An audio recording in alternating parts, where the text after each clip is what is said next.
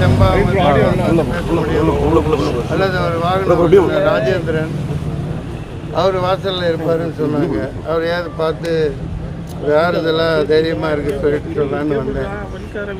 வேறு ஒன்றும் இல்லை, நீங்கள் தான் கேட்குறீங்க.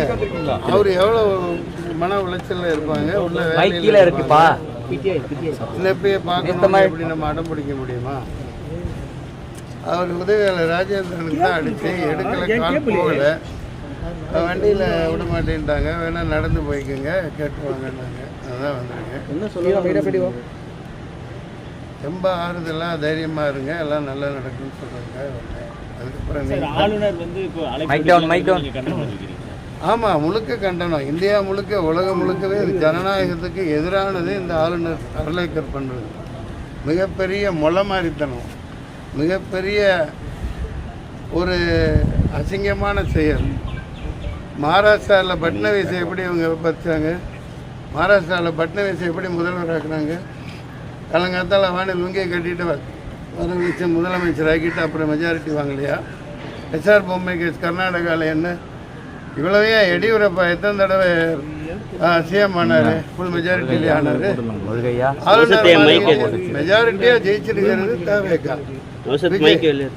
இவ்வளவு இளைஞர்கள் அது சாதாரணமாக ஜெயிக்கிறது. இது இந்தியாவில் நடந்த எந்த ஒரு தேர்தல் மாதிரி கருத முடியாது. ஓட்டுக்கு 10 பைசா கொடுக்காம இவ்வளோ ஒரு மெஜாரிட்டி ஜெயிச்சிருக்காருன்னா இப்போ இந்தியாவே தமிழ்நாடே கொதிச்சுக்கிட்டு இருக்கு. நானே தம்பிக்கு அவ்வளோ ஆதரவு கொடுத்தேன். அப்புறம் ஏதோ அந்த வேறு சில காரணங்களால் அவரை என்கரேஜ் பண்ணுறதுக்கு தான் நான் இடையில ப்ரெஸ் மீட் உங்களையெல்லாம் வரவழைச்சி சொன்னேன். தரையில் இருக்கணும், இந்த மாதிரி மக்களோட உழைக்கணும். அவர் உழைச்சி இந்த அளவுக்கு மக்கள் ஆதரவு கொடுத்துருக்காங்க. ஆனால் இப்போ நடக்கிற சூழ்நிலையிலே எனக்கு ரத்தம் கொதிக்குது, டிவி பார்க்க முடியல, எந்த வேலையும் ஓடல. எந்த வேலை ஓடுது நீங்கள் சொல்லுங்கள்? உங்களை தவிர தமிழ்நாட்டில் எந்த வேலை ஓடுது? டீ கடை, ஹோட்டல் கடையில் எங்கேயும் கேஸ் இல்லாமல் எல்லாம் இதாக கிடைக்கும். பாதி சாப்பாடுகள் சரியாக கிடைக்கல. வீட்டில் எந்த வேலையும் இல்லை, பொழப்புக்கு ஒரு வழி இல்லை. ஒரு அரசு தேர்ந்தெடுக்கப்பட்டது ஒரு வாரமாக இப்படி நிப்பாட்டியிருக்காருன்னா இது முழுக்க நடுவண் அரசு, ஒன்றிய அரசின் அயோக்கியத்தனம். என்ன பெரும்பான்மை, என்ன நடைமுறை? இது வரைக்கும் என்ன நடைமுறை? பெரும்பான்மை சட்டசபையில் தானே நிரூபிக்கணும். 4 நட்டை நிரூபிக்கிறதுக்கு நீ என்ன மக்களால் தேர்ந்தெடுக்கப்பட்டாலா? நீ நாலு எடுத்து கட்டு இந்த மாங்கல்யம் தந்து நான் சொல்றதுக்கு தான் நீ இருக்க. மக்கள் தேர்ந்தெடுத்துட்டாங்க. தேர்ந்தெடுத்த ஆளை எப்படி நீ இப்படி அவமானப்படுத்துவ? தொடர்ந்து என்ன ஒரு தைரியம் இது?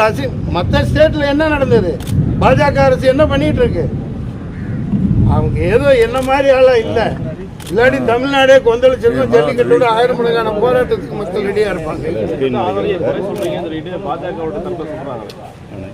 ஆளுநரை என்ன குறை சொல்றது? செய்யறதே தப்பு இல்லை, பண்றதே தப்பு இல்லை. எவ்வளவு ஒரு 2 சீட்டு இருக்குது, 2 சீட்டு இல்லை, அவங்க சட்டசபையில் நிரூபிச்சுட்டு போறாங்க. அதுதாங்க மாண்பு, அதுதாங்க நடைமுறை. அது எப்படிங்க நீங்க மாத்தலாம்? இது ரொம்ப கேவலமான செயல்.